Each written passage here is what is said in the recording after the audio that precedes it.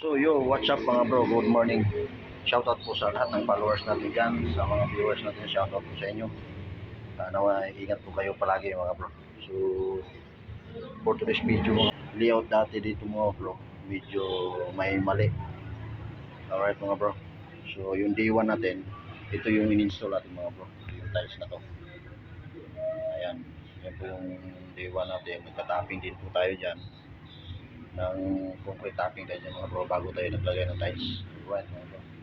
So yan, ito yung itutuloy po natin yung trabaho natin dito ngayon para ito ay matatapos na. So although makapal yung tappingin natin dito, makapal ang tatapingan natin ito, ang bawat step nito 20 ang tatapping natin dito, may portion. So yun mga bro, ito na yung nagiging decision. So ayan mga bro, nilagyan ko na siya ng hollow block. So yan, kung mapapansin nyo mga bro, itong dati step nitong hagdan ko mga bro, hindi pare-parehas yung pagkagawa ng gumawa dito. Alright, so nung sinukat ko ito, yung height ng step nito mga bro, meron siyang 30, merong 25, merong 32, mga ganon.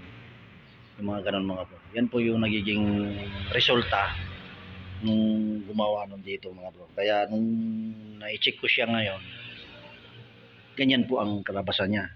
Nagtatapping ako ng malaki. Alright mga bro. So yan. Kasi yun yung sample ko mga bro. Right. So yung standard po kasi natin ng step dito, yung baba niya 20 cm, 8 pulgada. Then yung landing niya 30 cm or 12 pulgada, 12 inches. Ayan mga bro. Yan po yung standard ng step ng hagdan natin. So yung height ng hagdan natin, yung 20 cm, naka-design po yun sa mga bro, sa mga senior citizen, sa mga bata o sa mga disabled, mga ganun mga bro. Kaya maikli yung pagkahakbang niya mga bro. Alright mga bro. So yan po yung nagiging resulta sa stair na project natin mga bro. So tinurn over sa akin to, may tiles dyan nakahilira, so tinanggal ko kasi wala siya sa ayos pagkagawa. So tayo naman ay hindi talaga perfecto din. Meron din talaga tayong resulte, pero hindi naman dapat ganun. Hindi naman tayo perfect magtatrabaho, pero hindi dapat ganun mga bro. Alright mga bro. So kung mapapansin nyo mga bro, itong hagdan na to mga bro, yan, itong hagdan na to malapad dito, tapos maikli do, hindi siya parehas ang size dito sa tabi. Itong tabi na to, ito 110, ay doon 1 meter.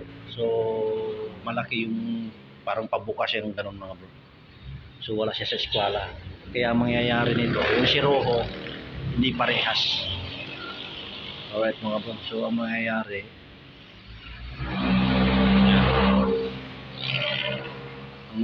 nito, maliit doon, palaki pa ganun. So hindi naman natin pwedeng i-slide din yung tiles natin mga bro. So pangit siya tingnan. Alright mga bro. So yun, yan po yung nagiging resulta nito. Itong tinon over sa amin na project mga bro. Ayan. So nagkadagdag ako ng CHB. Yan, so dito pa yung CHB na to. Yan, so 20 cm yan. Dito pa yung ano natin, tiles. So malaki yung naidagdag natin mga bro. Yan, kasi hinahabol ko yung standard, or pinahabol din ng yung standard ng step tsaka landing. So nung nilayout ko malayo, kaya nagtatapping ako. Alright mga bro, so ganyan po yung nangyayari sa kanya. Yun. So yun mga bro, yan po yung update sa ating project mga bro. Alright mga bro. So shoutout po sa ating mga followers dyan, sa ating mga viewers. So ingat po kayo palagi mga bro. Bye bye.